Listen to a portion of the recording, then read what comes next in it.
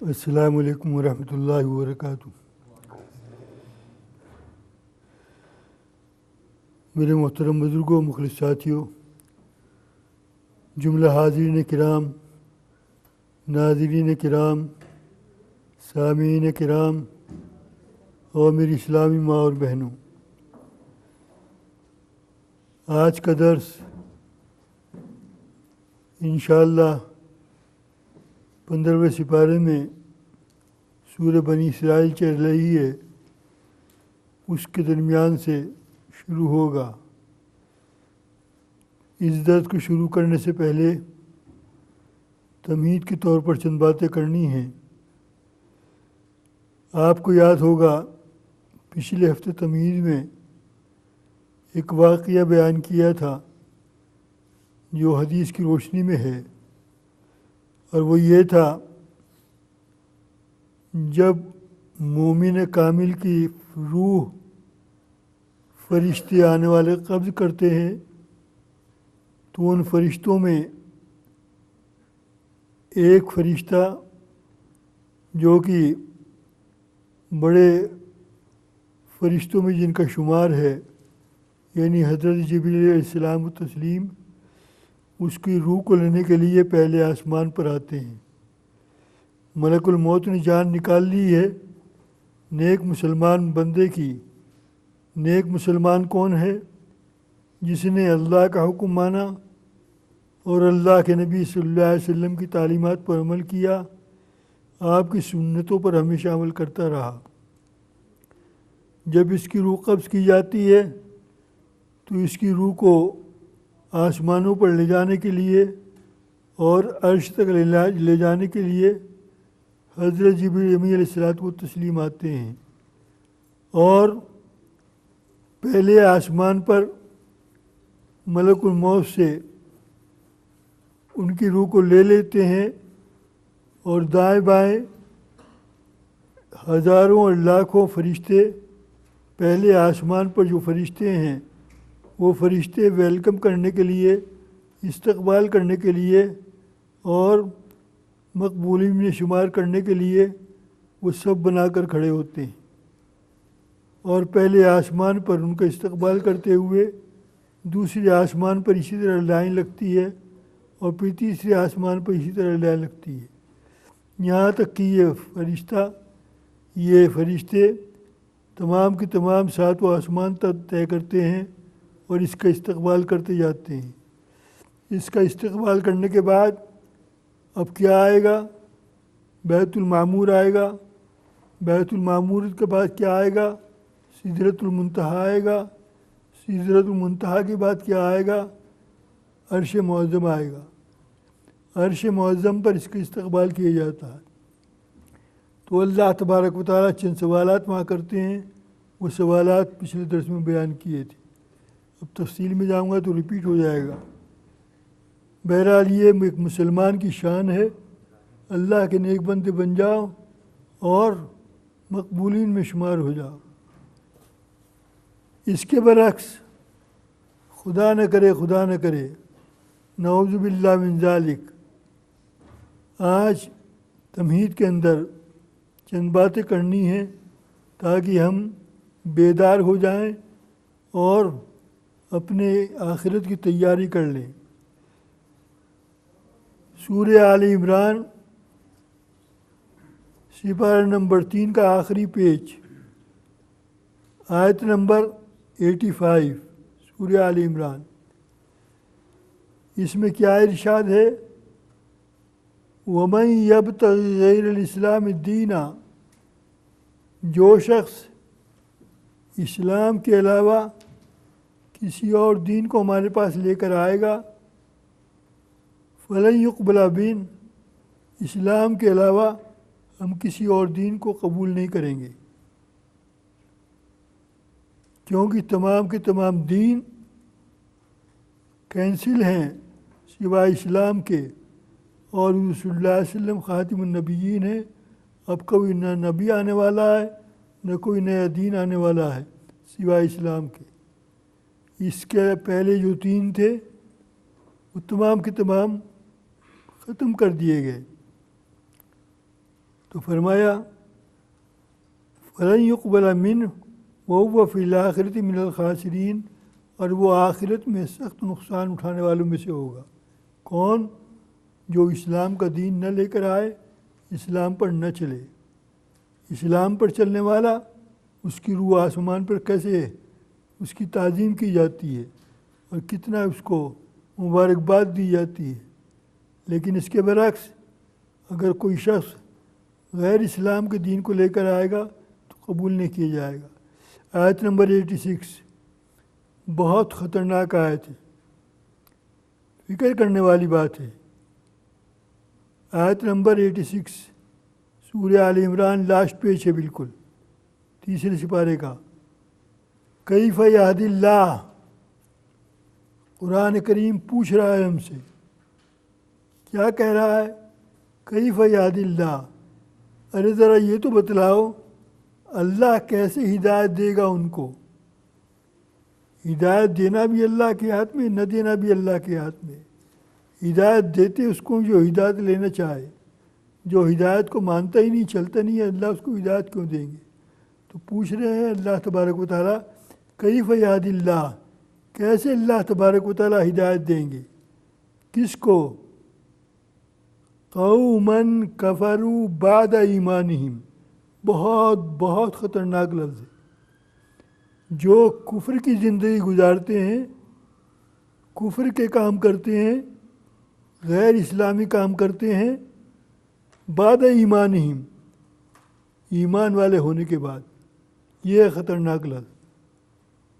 مومن ہونے کے بعد، مسلمان ہونے کے بعد، اور غیر مسلموں کے طریقوں پر چلیں، بعد ایمانہم، جبکہ صاحب ایمان ہیں۔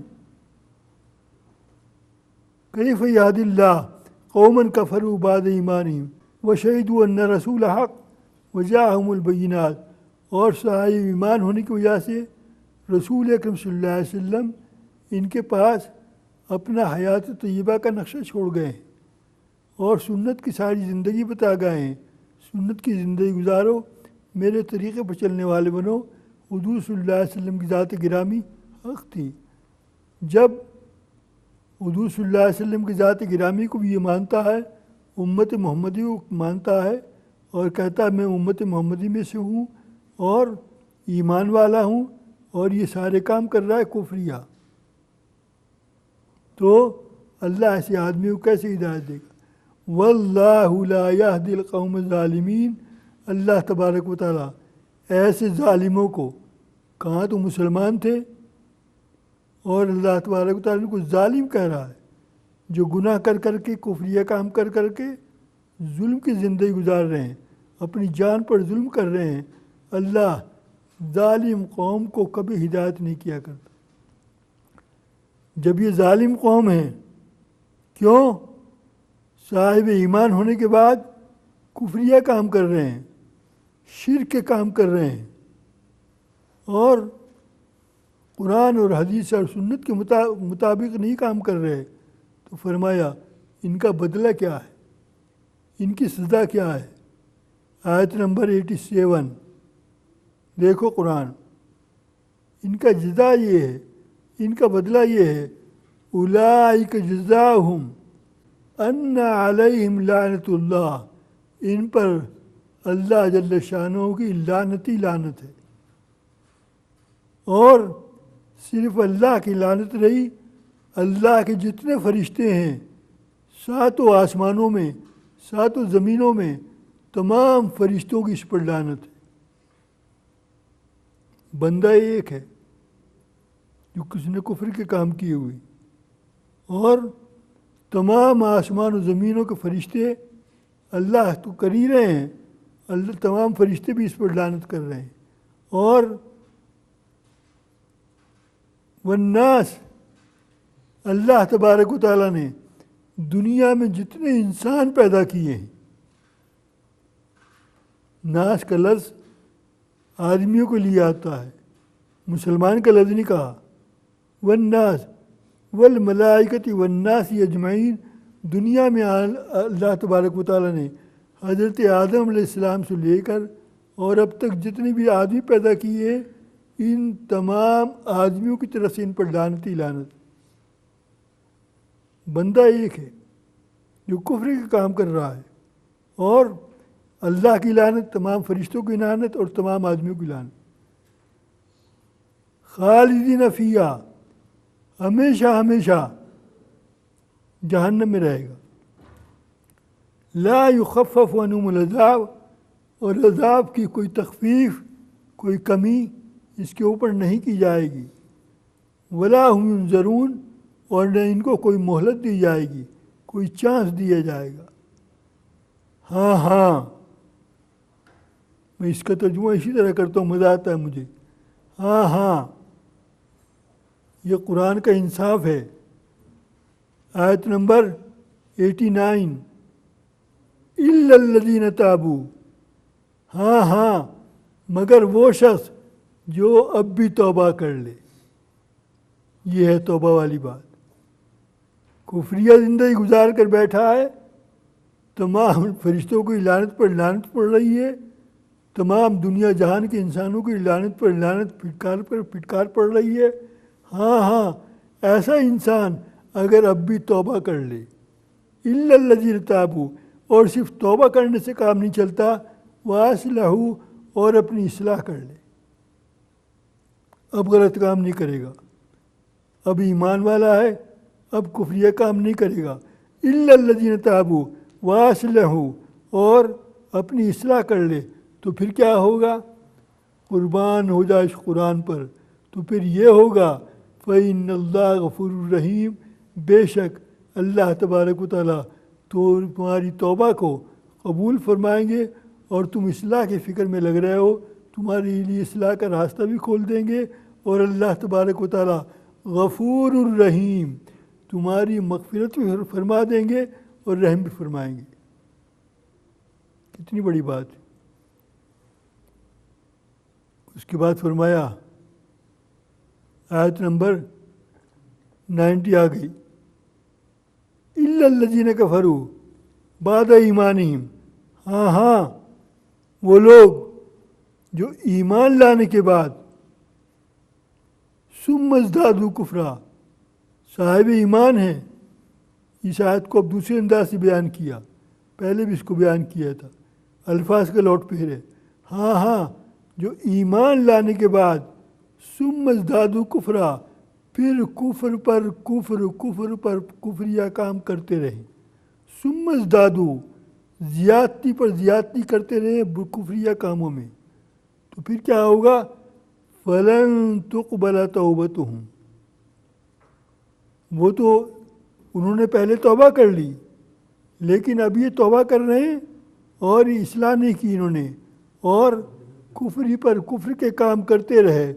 وَأُولَٰئِكَ هُمُ الضَّالُّونَ، اور یہ لوگ بڑے گمراہیوں کے راستے پر ہیں.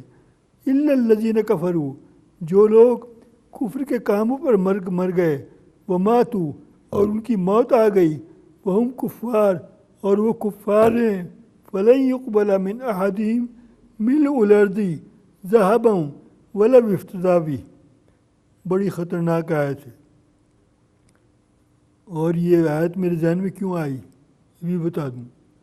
ابھی ایک پروگرام ہوا تھا پچھلے ہفتے، جس میں ایک مولانا نے بیان کیا تھا بڑا اچھا انگلش کے اندر، اور یہ آیت انہوں نے پڑھی تھی. آپ اس کو سمجھے ہوں یا نہ سمجھے ہوں، میں یہاں بیٹھا ہوا تھا، اور یہ کہا تھا انہوں نے انگلش میں. بچے بہت زیادہ تھے اس دن، ماشاءاللہ پورا حال بھرا ہوا تھا. ابھی یہ پروگرام ہوا ہے پچھلے ہفتے. فرمایا فَلَن يُقْبَلَ مِنْ أَحَدٍ مِلْءُ الْأَرْضِ ذَهَبًا، جو لوگ کفریہ موت مر جائیں، اسلام کی موت پر نہ مریں. فرمایا اگر دنیا میں جتنا بھی گولڈ ہے، جتنا بھی سونا ہے، آسمانوں کے اوپر ہو، زمین کے نیچے ہو، آسمان و زمین کے مابین ہو، اگر تمام کا تمام سونا دے اور یہ کہے یا اللہ میری جان چھوڑ، یہ تمام گولڈ لے لے، چاہے وہ بلیک گولڈ ہو یا ویسے گولڈ ہو. فرمایا فَلَن يُقْبَلَ مِلْءُ الْأَحْدِ مِلْءُ الذَّهَبَ وَلَوِ افْتَدَىٰ بِهِ، اور اتنا ہی گولڈ اور بھی اس کے بعد لے آئے تو ہرگز ہرگز قبول نہیں کیا جائے گا، جان نہیں چھوٹے گی۔ وہ اولئک لہم عذاب علیم، اور ان کے لیے بڑا دردناک عذاب ہوگا اور کوئی ان کی نصرت کرنے والا نہیں ہوگا۔ حضور اکرم صلی اللہ علیہ وسلم نے کتنی پریشانیوں کے بعد، کتنی تکالیف اٹھانے کے بعد اس اسلام کو ہم تک پہنچایا، اور ہم اس کا حق نہ ادا کریں یہ بہت بڑی زیادتی ہوگی۔ فرمایا حضور اکرم صلی اللہ علیہ وسلم کے بارے میں، پہلے یہ آیت پڑھ چکا ہوں، آیت نمبر 107 سورہ انبیاء سپارہ نمبر 17۔ فرمایا وما ارسلناک الا رحمۃ للعالمین، حضور اکرم صلی اللہ علیہ وسلم کو اللہ تبارک و تعالیٰ نے تمام جہانوں کے لیے، تمام دنیا والوں کے لیے، سب کے لیے رحمت بنا کر بھیجا ہے۔ مکے والوں کو تبلیغ کی، 40 سال کی عمر میں نبی مبارک بنا گئے، منصب نبوت پر سرفراز کیا گیا، اور جب مکے والوں کو آپ نے دعوت دی اور یہ کہا قولوا لا الہ الا اللہ تفلحون، تم کلمہ طیبہ لا الہ الا اللہ محمد رسول اللہ پڑھ لو کامیاب ہو جاؤ گے، تو مکے والوں نے بہت تنگ کیا، بہت مذاق کیا، بہت مذاق اڑایا۔ جب مکے والوں کے ظلم سے تنگ آ کر جب حضور نے سوچا کہ یہ تو ماننے والے ہیں نہیں، چلو کہیں اور جا کر تبلیغ کروں، تو کہاں گئے آپ؟ مکہ معظمہ سے نکل کر طائف۔ یہ مثالیں کیوں بیان کر رہا ہوں؟ میں یہی کہا کرتا ہوں، کتنی تکلیفوں کے بعد، کتنی اذیتوں کے بعد 23 ایئرس کی پوری لائف حضور صلی اللہ علیہ وسلم کی اسی تکلیف میں گزری ہے کہ اسلام پہنچ جائے، لوگ جنت میں جانے والے بن جائیں اور جہنم سے بچنے والے بن جائیں۔ اس کے لیے آپ نے کتنی تکلیفیں اٹھائیں، تو مکے والوں نے نہیں مانا، اذیتوں پر اذیت دی تھی اور تکلیفوں پر تکلیفیں پہنچائیں، تو آپ کہاں گئے مکے سے؟ طائف، مکہ معظمہ سے ملا ہوا ہے بالکل، یہ نہیں سعودیہ سے باہر ہے، سعودی کے اندر ہے، مکہ معظمہ سے ملا ہوا ہے۔ طائف گئے، طائف کے اندر جا کر آپ نے دعوت کی، تبلیغ کی، مسلمان ہو جاؤ، کلمہ پڑھ لو، اللہ نے مجھے نبی بنا کر بھیجا ہے، اللہ نے مجھ پر قرآن نازل کرنا شروع کیا ہے، قرآن کو مان لو، اللہ کو مان لو، اور اللہ کے علاوہ تم نے جو 360 بت رکھے ہوئے ہیں خانہ کعبہ کے اندر، ان کو تھوکو، ان کو توڑو، ان کو ختم کرو۔ وہ نہیں مان کر دیا، اور جتنے لیڈر تھے طائف کے اندر بڑے بڑے، سب نے ان کا مذاق اڑایا حضور صلی اللہ علیہ وسلم کو، اور اس زمانے کے جو بڑے بدتمیز قسم کے نوجوان تھے، نوجوان ینگ بچے، ان کے حوالے کر کے اٹھ کر چلے گئے حضور صلی اللہ علیہ وسلم کو چھوڑ کر، اور یہ کہہ گئے ان کے لیڈر کہ جتنا ہو سکے ان کو ستاؤ حضور صلی اللہ علیہ وسلم کو۔ وہ کہہ کر چلے گئے، اور کہنے کے بعد لوگ، ان بچوں نے کیا کیا، ان نوجوانوں نے کیا کیا، حضور صلی اللہ علیہ وسلم پر پتھر برسائے، اتنے پتھر برسائے پوچھو مت، آپ زخمی پر زخمی ہو گئے۔ ایک جگہ آپ ان پتھروں کو لے کر بارشوں کے اندر بیٹھ گئے، گر گئے، اور گرنے کے بعد ان نوجوانوں نے پھر اٹھایا، پھر کھڑا کیا، اور پھر پتھروں پر پتھر برسائے۔ کتنی اذیتیں پہنچائی جا رہی ہیں۔ ایک موقع پر آ کر اچانک ایک ابر آیا، بادل آیا، اس بادل کے اندر سے ایک آواز آئی، آواز آنے کے بعد ایک شکل نظر آئی، اور وہ شکل کسی تھی؟ حضرت جبریل امین علیہ الصلوۃ والتسلیم کی، اور اس شکل کے ساتھ ایک فرشتہ اور نظر آیا، اور اس فرشتے نے کہا اللہ تبارک و تعالیٰ نے آپ کی قوم کی مصیبت کو دیکھ کر، جو آپ کی قوم پر انہوں نے ڈالی ہے، جو آپ پر ان کی قوم ڈال رہی ہے، زخمی پر زخمی کر رہی ہے، اور تکلیف پر تکلیفیں پہنچا رہی ہے، اور اسلام کو مان کر نہیں دے رہی ہے، اللہ نے مجھے آپ کا بھیجا ہے، میں پہاڑوں کا فرشتہ ہوں۔ آپ ایک اشارہ کریں، میں ان پہاڑوں کو اٹھا کر ان کے اندر ان کو دبا دوں، پوری قوم کو، طائف والوں کو۔ آپ ایک اشارہ کریں، یا آپ ایک اشارہ کریں میں ان پہاڑوں کو درمیان اس قومی جگہ پر رہتی ہے ادھر سے ادھر سے ان پہاڑوں کو چلتا کروں اور ان کے اندر ان کو پیس کر رکھ دوں پوری قوم کو۔ حضور صلی اللہ علیہ وسلم نے کیا فرمایا؟ نہیں ہو سکتا ہے کل آنے والی ان کی اولاد میں کوئی مسلمان پیدا ہو، کوئی مسلمان ہو جائے، اس لیے میں نہیں چاہتا کہ یہ ختم ہو جائیں۔ اگر یہ ختم ہو گئے تو پھر ان کی نسل میں اسلام والا کہاں پیدا ہو؟ مجھے امید ہے شاید ان کی نسل میں کوئی ایمان والا پیدا ہو، اس لیے تم ایسا نہ کرو۔ تو اللہ تبارک و تعالیٰ کے پیارے نبی اتنے رحمت والے ہیں اور اتنے خیال رکھنے والے ہیں۔ دوسرا واقعہ ذہن میں آ رہا بیان کر دوں، رہ جائے گا۔ حضور صلی اللہ علیہ وسلم جب مدینہ طیبہ ہجرت کو فرما گئے، جب مکے والوں نے رہنے نہیں دیا مکے میں اور 13 سال مکی زندگی گزار دی، اللہ کا حکم آیا ہجرت کر جاؤ۔ ہجرت کر کے مدینہ طیبہ آئے تو وہاں آپ نے دیکھا کس کو؟ حضرت سلمان فارسی۔ اٹھاؤ کتابیں یہاں رکھی ہیں، سارا واقعہ ملے گا۔ سلمان فارسی مسلمان ہیں، اسلام لے آئے ہیں، لیکن ایک یہودی کے غلام ہیں۔ یہودی اسلام کا دشمن اور یہ ان کے غلام ہیں۔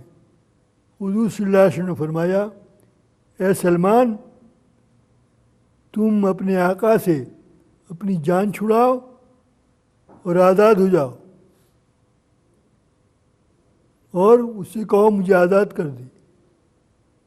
جب حضور صلی اللہ علیہ وسلم نے فرمایا حضرت سلمان سے، تو حضرت سلمان نے اپنے اس وقت کا آقا جس کے ماتحت وہ تھے، جس کے وہ غلام تھے، اس سے کہا یہودی سے تم مجھے آزاد کر دو۔ تو یہودی کیا جواب دیتا ہے؟ تمہارا آزاد ہونا بہت مشکل ہے، ہاں 2 کنڈیشنیں ہیں، اگر وہ 2 کنڈیشنوں کو مان لو تو تم آزاد ہو سکتے ہو۔ نمبر 1، مجھے آدھا کلو سونا دو، گولڈ آدھا کلو۔ نمبر 2، میری جو زمین ہے اس زمین کے اندر 300 کھجوروں کے درخت لگاؤ۔ جب درخت لگا دو گے، جب ان پر پھل آئے گا اور وہ پھل دینے لگیں گے 300 درخت، اس کے بعد تم آزاد ہو سکتے ہو۔ پہلی کنڈیشن گولڈ لاؤ، وہ بھی آدھا کلو اس زمانے کا۔ آج تو 1 تولہ لینے جاؤ پتہ چل جائے گا کیا ریٹ ہے، وہ کہہ رہا ہے ½ کلو لے کر آؤ۔ تو جب سلمان فارسی کو یہ کہا تو سلمان فارسی نے آ کر رضی اللہ تعالیٰ عنہ حضور صلی اللہ علیہ وسلم کو بتا دیا۔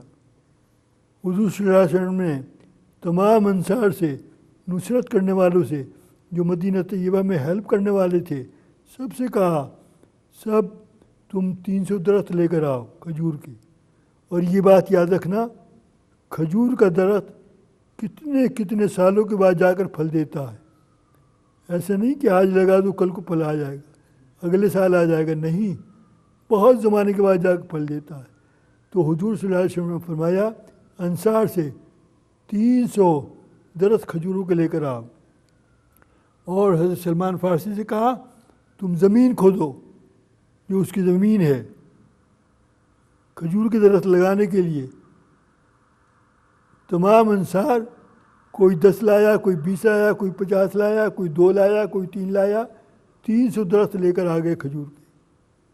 اب رہ گئی گولڈ کی بات، تو کہیں سے اللہ کا نظام ہے یہ، حدیث شریف کے اندر آتا ہے کبوتر کے انڈے کے برابر، یہ بھی نہیں مرغی کے، کبوتر کے انڈے کے برابر کہیں سے گولڈ آیا اسلام کی ہیلپ کے لیے۔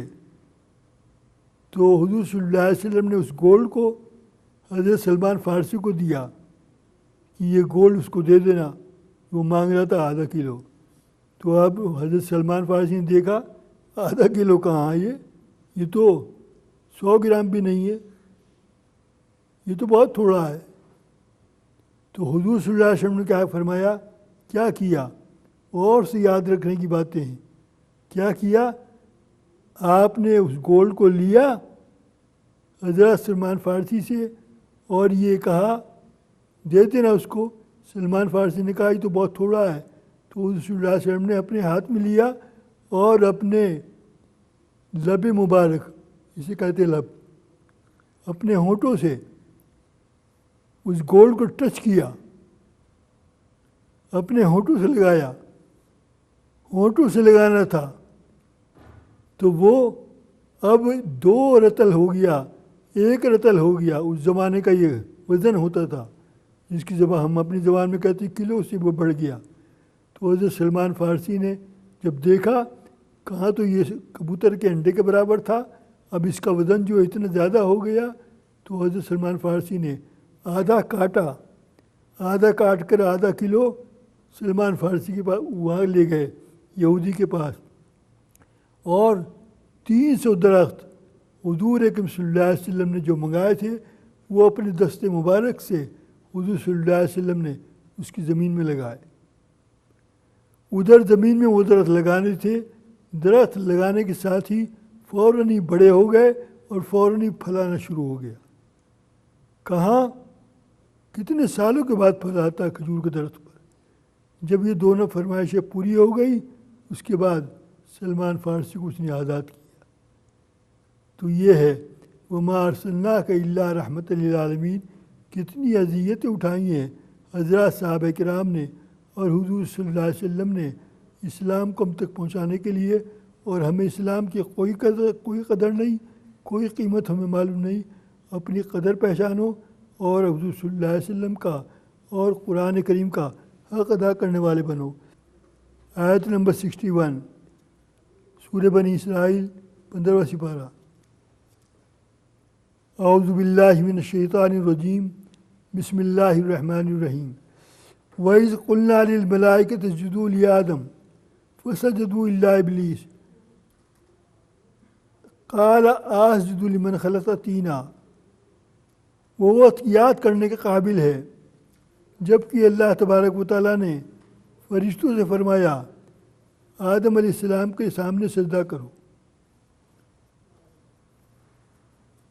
یہ سجدہ تعظیمی ہے، اور جب فرشتوں سے فرمایا تمام فرشتوں نے سجدہ کیا، لیکن ابلیس نے، شیطان نے سجدہ نہیں کیا اور کہنے لگا قال اسجد لمن خلقت طینا، کیا میں ایسے آدمی کو سجدہ کروں جس کو آپ نے مٹی سے بنایا ہے۔ قال ارأیتک ھذا الذی کرمت علیہ، آپ نے اس کو مجھ پر بڑا بنا دیا ہے، تو دیکھو میں کیا کروں گا۔ اگر آئے اللہ لئن اخرتنی، اگر آپ نے مجھے ٹائم دیا اور اس ٹائم کے اندر میں لأحتنکن ذریتہ الی یوم القیامہ، لئن اخرتنی الی یوم القیامہ لأحتنکن ذریتہ الا قلیلا، تو میں اس ٹائم کے اندر جو آپ اگر مجھے ٹائم دیتے ہیں، میں اس کی ذریت کو بالکل ہلا کر کے رکھ دوں گا، سوائے تھوڑے آدمیوں کے، سب کو نہیں کر سکتا۔ جس کی حفاظت آپ فرمائیں گے اللہ، اس پر میرا قابو نہیں چلے گا۔ اللہ نے کیا جواب دیا؟ فرمایا آیت نمبر 63، میں اس کو اور اس کی اولاد کو تباہ کر کے رکھ دوں گا۔ فَإِنَّ جَهَنَّمَ جَزَاؤُكُمْ جَزَاءً مَوْفُورًا، اللہ نے فرمایا کہ میں تجھ کو اور تیرے ساتھ ان سب کو جو تیرے راستے پر چلنے والے ہوں گے، ان کو جہنم سے بھر دوں گا۔ وَاسْتَفْزِزْ مَنِ اسْتَطَعْتَ مِنْهُمْ بِصَوْتِكَ، تو اپنی آواز سے وَأَجْلِبْ عَلَيْهِمْ بِخَيْلِكَ، اور اپنے پیدل چلنے والوں سے اور سوار چلنے والوں سے ورجلک وشارکم فی الاموال، اور تو اپنے اموال سے اور اپنی اولاد سے خوب وعدے کر اور خوب ان سے فائدے اٹھا، لیکن میں وما یعدہم الشیطان الا غرورا، شیطان کا وعدہ کچھ نہیں ہے سوائے دھوکہ دینے کے۔ تو جس طرح چاہتا ہے پیدل ہو، سوار ہو، اور جتنی تیری قوت آواز کے اندر تیری آواز سے ہو، ان کو بہکا، ان کو پھسلا، اور مال سے جتنی چاہے تو ان کو وہ کر، لیکن یہ شیطان کے وعدے دھوکے ہیں۔ ان عبادی، آیت نمبر 65، میرے جو بندے ہیں، لیس لک علیہم سلطان، تیرا چال، تیرا مکر، تیرا دھوکہ، تیرا فریب اور تیرا مکر ان کے اوپر نہیں چلے گا۔ وَكَفَىٰ بِرَبِّكَ وکیلا، بے شک تیرا رب ان کا نگہبان ہے اور وکیل ہے۔ دیکھو تمہارا اللہ کیسا اللہ ہے، ربکم الذی یزجی لکم الفلک، تمہارے اللہ نے تم کو سمندر کے اندر کشتیوں میں سوار کیا، لکم الفلک فی البحر لتبتغوا من فضلہ، تاکہ تم اس کے اندر بزنس کرو اور اپنا رزق تلاش کرو سمندروں کے اندر سفر کر کر کے۔ انہ کان بکم رحیما، بے شک اللہ تبارک و تعالیٰ تم پر بہت مہربان ہے۔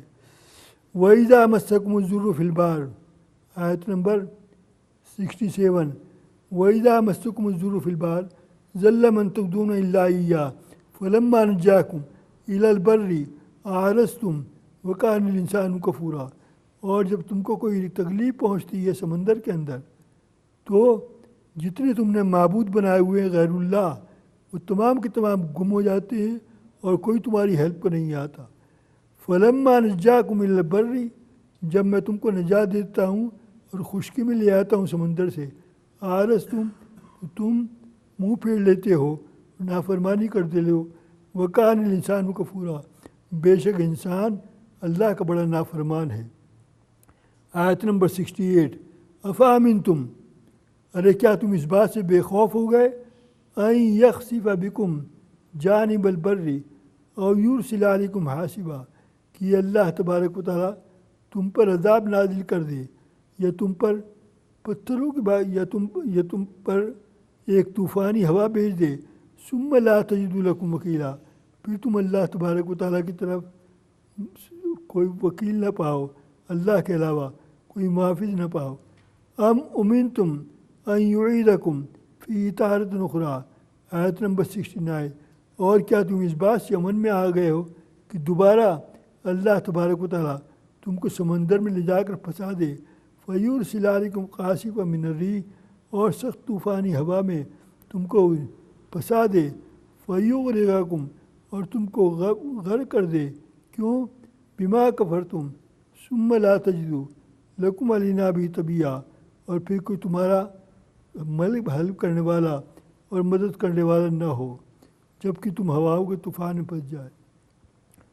وَلَقَدْ كَرَّمْنَا بَنِي آدَمَ وَحَمَلْنَاهُمْ فِي الْبَرِّ وَالْبَحْرِ وَرَزَقْنَاهُمْ مِنَ الطَّيِّبَاتِ، آسمان سے پتھروں کی بارش ہو جائے اور آسمانوں سے ہواؤں کے عذاب آ جائیں اور تم غرق ہو جاؤ اور کوئی تمہاری ہیلپ کو نہ آئے، یہ اشر ہو جائے۔ یاد رکھو آیت نمبر 70، وَلَقَدْ كَرَّمْنَا بَنِي آدَمَ، ہم نے آدم علیہ السلام کے اولاد کو بڑا صاحب عزت بنایا ہے۔ وَحَمَلْنَاهُمْ فِي الْبَرِّ وَالْبَحْرِ، ہم نے ان کو سمندروں کے اندر اور خشکی کے اندر سفر کرنے کے راستے بتائے ہیں۔ وَرَزَقْنَاهُمْ مِنَ الطَّيِّبَاتِ، اور ہم نے عمدہ رزق ان کو دیے ہیں کھانے کے لیے۔ ممن کثیر وفضلناہم علی کثیر ممن خلقنا تفضیلا، اور اپنی مخلوقات پر ان کو بڑی فضیلت دی ہے حضرت آدم علیہ السلام کو۔ یہ آیت نمبر 70 تک ہے۔ انشاءاللہ آئندہ درس آج کے بعد سے اس 70 کی آیت کے بعد سے آئندہ ہوگا۔ وآخر دعوانا ان الحمد للہ رب العالمین۔